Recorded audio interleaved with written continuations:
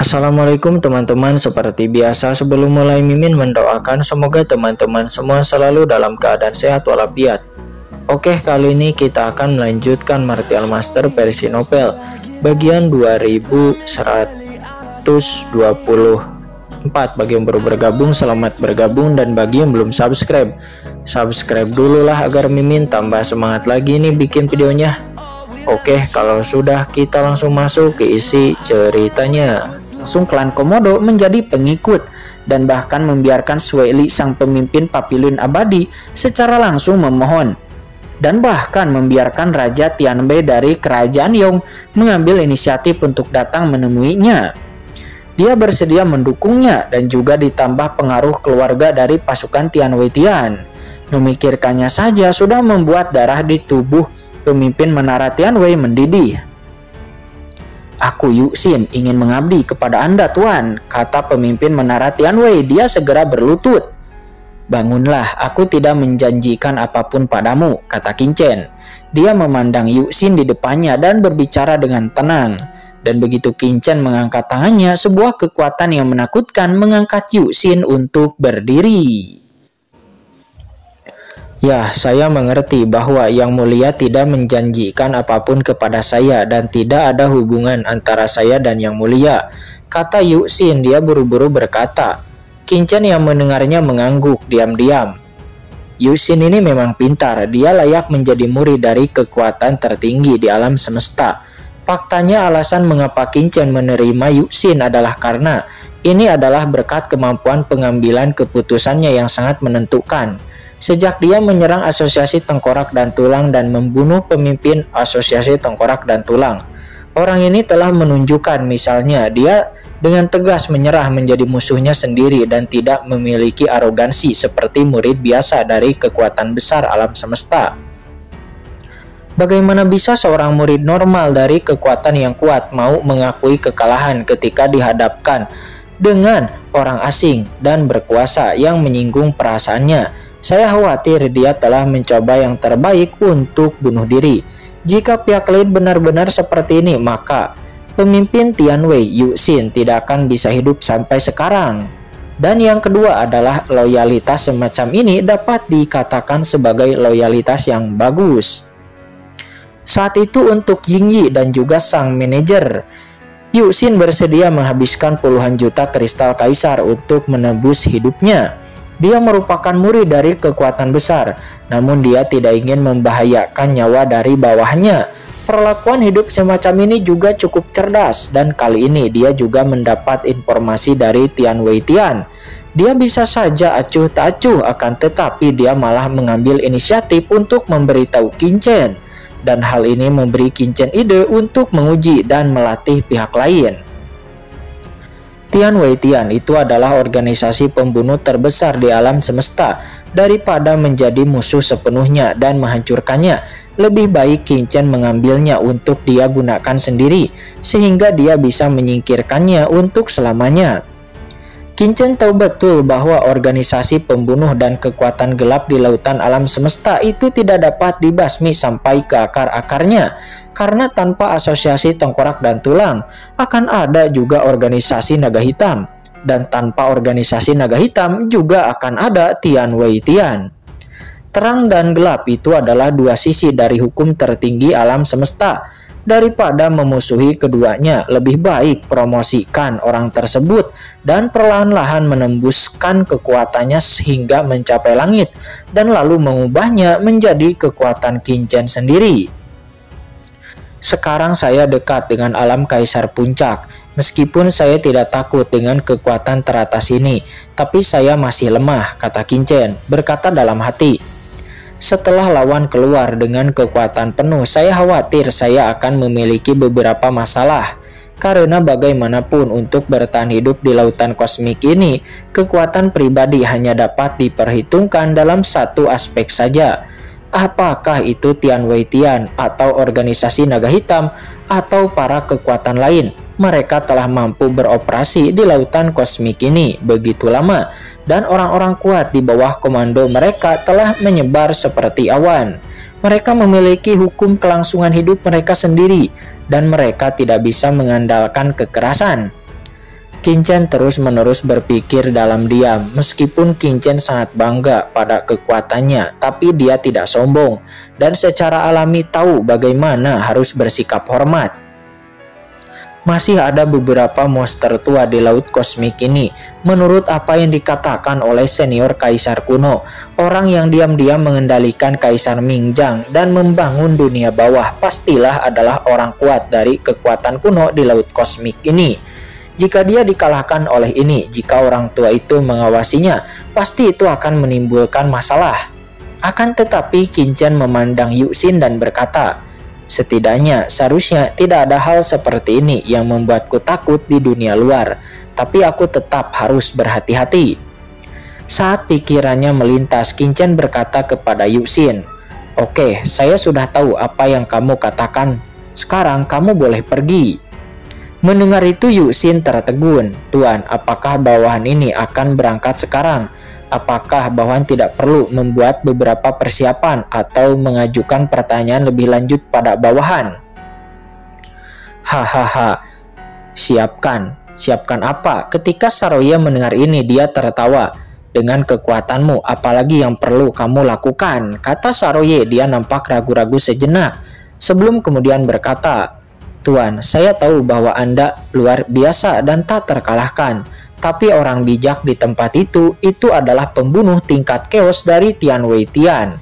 Dan dia sedang berlibur. Mungkin Anda tidak tahu bahwa jika seseorang ingin menjadi pembunuh tingkat keos dari Tian Wei Tian, maka seseorang harus berhasil membunuh setidaknya 3 ahli tingkat kaisar puncak. Selain itu, pembunuh tingkat keos juga tidak dinilai sebagai tingkat kekacauan. Akan tetapi juga tingkat menyelesaikan misi, tingkat atas, dan dalam organisasi. Dia telah menyelesaikan misi tingkat atas dengan sangat sempurna. Dengan hanya begitu, maka dia dapat disetujui secara khusus. Pembunuh tingkat keos tidak sebanding dengan Sage Agung Yilong. Dengan hanya Roh Kudus, ini hanyalah salah satunya." Yuxin menganalisisnya dengan hati-hati dan berkata dengan ekspresi serius, "Meskipun kami Tian Wei Tian adalah organisasi pembunuh, namun kami tidak akan pernah membunuh ahli teratas manapun tanpa alasan apapun. Seseorang pasti telah mengeluarkan misi tersebut sebelum mengirimkan Sage Agung Yilong. Dan menurut laporan di dalam klan, alasan mengapa organisasi akan mengirimkan pembunuh tingkat keos itu adalah misi dengan harga 100 juta kristal kaisar untuk bisa membunuh Anda, Tuan. Dan jika dipikirkan, sangat mustahil bagi kekuatan biasa untuk menghasilkan begitu banyak kristal kaisar dan bahkan mengeluarkannya hanya untuk misi seperti itu. Dan menurut analisa bawahan, jika tebakan bawahan benar, orang yang mengeluarkan misi ini kemungkinan besar adalah master kedua dari organisasi naga hitam, Sage Agung Xiu.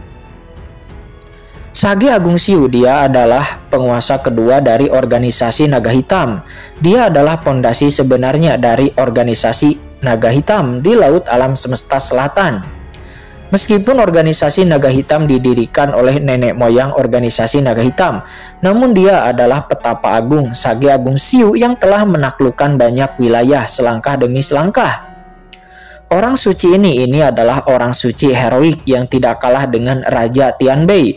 Dan jika orang ini benar-benar memberikan misi tersebut, maka kemungkinan besar Sage Agung Xiu juga akan melakukannya sendiri untuk berjaga-jaga, kata Yuxin. Dia mengangkat kepalanya, menangkupkan tangannya dan berkata, "Tuanku, harap Anda harus berhati-hati dan jangan ceroboh." Melihat analisis dan narasi cepat dari Yuxin, Saroye nampak menggelengkan kepalanya dan Saroye membuka mulutnya lebar-lebar. Saroye nampak terlihat bingung. Tergantung pada berdasarkan satu misi pembunuhan, Yuxin ini sebenarnya dapat menganalisis banyak hal. Pada saat ini Saroye merasakan krisis yang kuat dan tidak bisa menahan diri untuk tidak melirik ke arah Kincen secara diam-diam. "Saya hanya tahu cara makan dan mendapatkan manfaat dari berada di dekat dengan Tuan Kincen. Namun sekarang Tuan Kincen memiliki Yuxin di dekatnya. Apakah saya akan terpinggirkan?" Saya baru saja membuat terobosan dan apakah saya akan segera menghadapi krisis karir? Kata Saroye. Mendengar analisis dari Yuxin, Qinchen tersenyum dan berkata, "Ya, saya juga tahu semua ini. Silahkan Anda kembali dulu," kata Qinchen. Yuxin mendengar ini ingin mengatakan sesuatu yang lain. Akan tetapi ketika dia melihat ekspresi tenang Qinchen, Yuxin langsung berkata, "Ya, baik Tuan, saya mengerti. Saya akan pergi," kata Yuxin. Begitu Yuxin selesai berbicara, Yuxin dan sang manajer berbalik dan pergi tanpa ragu. Di luar gua, Yuxin dan sang manajer muncul di sana dan lalu melihat gua di belakang dengan sedikit warna kekesalan yang melintas jelas di mata mereka. "Tuan, apa-apaan ini? Saya adalah tuan rumah dari cabang Tianweitian yang ditempatkan di kota Nanyuan. Tetapi anak Qinchen ini benar-benar tidak memberikan saya wajah." "Ya, benar Tuan. Bagaimana orang itu bisa memperlakukanmu seperti ini? Dia tidak tahu ketinggian langit. Tapi apakah dia benar-benar berpikir bisa berjalan menyamping di lautan alam semesta selatan setelah mendaki kerajaan Yong dan mengambil hati kerajaan Yong?" Pada saat ini wajah Yuxin dan sang manajer nampak dingin dan penuh amarah. Kemudian Yuxin melihat ke arah sang manajer di samping dan bertanya dengan prihatin, "Manajer, apakah kamu baik-baik saja?" "Ya, Tuan Muda, saya baik-baik saja." Sang manajer merobek pakaian di dadanya dan terlihat bekas luka yang menakutkan terlihat jelas. Terlebih lagi bekas luka itu sangat segar dan jelas, bukan digali. Itu jelas adalah dilakukan sebelumnya. "Terima kasih Tuan Muda telah menyelamatkan bawahan," kata sang manajer. Sang manajer itu tampak sangat sedih dan juga marah. "Jangan khawatir, aku belum selesai dengan orang ini. Sekarang ayo kita pergi dulu," kata Yuxin. Dia menunggu di sana pelan dan sebelum kemudian menghilang dalam sekejap bersama sang manajer. Sepertinya Yuxin dan sang manajer berpura-pura telah bertarung dengan Qinchen dan telah mengalami kerugian besar untuk mengelabui istana kota. Dan gambar ini sudah dengan jelas dikirim kembali ke ruang pemantauan di rumah Tuan Kota Nanyuan. Semua informasi regional di seluruh kota Nanyuan telah diatur oleh istana Tuan Kota. Dan banyak pintu rahasia kecuali pemandangan di dalam gua Qinchen. Mereka tidak dapat mendeteksi apapun yang terjadi di dalam sana. Walaupun sebelumnya ada nyamuk yang lewat, mereka juga akan dapat mendeteksinya dengan jelas. Kamu mencari masalah. Melihat adegan ini, Mo Yun Xiao dan yang lainnya di depan formasi pemantauan tidak bisa menahan cibiran. Qinchen ini bahkan tidak menunjukkan wajah pada organisasi naga hitam dan rumah tuan kota mereka. Akan tetapi bagaimana dia akan memberikan wajah kepada pemimpin menara Tianwei yang kecil? Ini konyol sekali. Scene berpindah. Saat ini di markas besar Tianweitian kembali ke aula pribadi. Terlihat Yuxin dengan kemarahan di wajahnya dan juga sang manajer yang sebelumnya sangat marah. Pada saat ini semua kemarahan itu langsung terhapus. "Tuan, mengapa Anda tiba-tiba berlindung pada Qinchen?" kata sang manajer. Dia bertanya dengan cemas. Dia tahu betul pengkhianatan terhadap Tianweitian itu adalah masalah yang sangat besar. Jika Anda tidak hati-hati maka Anda pasti akan terbunuh. "Aku juga tidak tahu apa yang terjadi, tapi mungkin karena berkah di hatiku. Namun, aku merasa keputusan yang kubuat kali ini mungkin adalah keputusan yang paling tepat yang pernah kubuat dalam hidupku," kata Yuxin. Dia tidak tegang sama sekali, melainkan dia penuh dengan kegembiraan. Mendengar ini, sang manajer pun menjadi tercengang.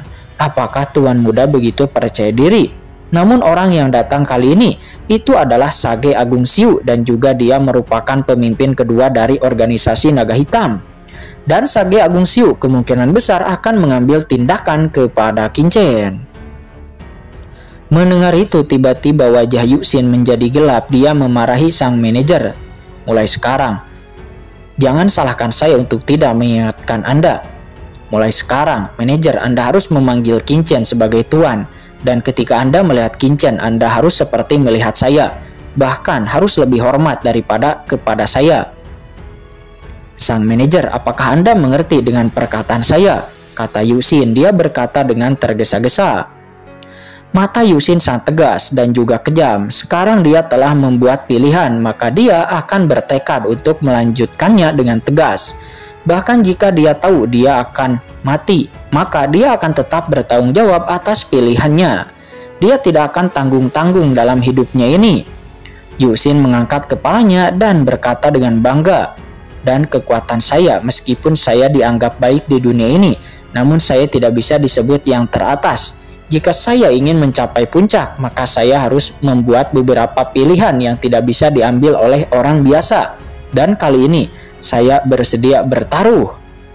Tetapi Yusin tiba-tiba menatapnya dengan cepat. Dia memerintahkan, "Tidak peduli apa yang Tuan Qingchen rencanakan, kita hanya perlu memberinya dukungan."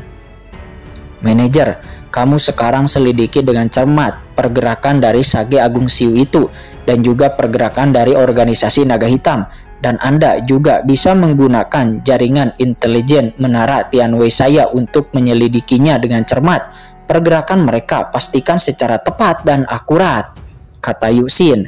Dia berkata dengan tenang.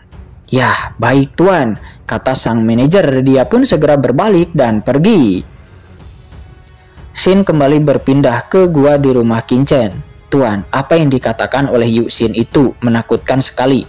Apakah Anda ingin saya untuk memberitahu ayah saya untuk membawa seseorang ke sini secara langsung?" kata Saroye. Dia bertanya dengan penuh semangat. Melihat Yusin sebelumnya yang sangat positif terhadap Qingchen, Saroye menjadi cemas. Jika sampai dia posisinya tergantikan oleh Yusin, maka itu sangat berbahaya. "Tidak masalah, itu hanya pembunuh dari Tianwei Tian. Jangan khawatir," kata Qingchen dengan tenang.